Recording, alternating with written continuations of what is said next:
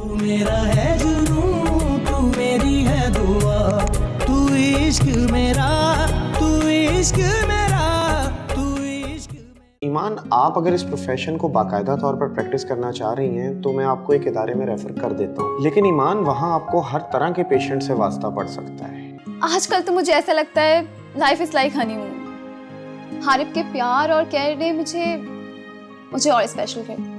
Because यहाँ पे काफ़ी फीमेल पेशेंट्स आती हैं और वो मेल डॉक्टर से अपने प्रॉब्लम्स उतने कंफर्टेबली शेयर नहीं कर पाती, सो इसलिए वी नीडेड गुड काउंसलर्स। तो फिर तुम क्यों परेशान हो रही हो?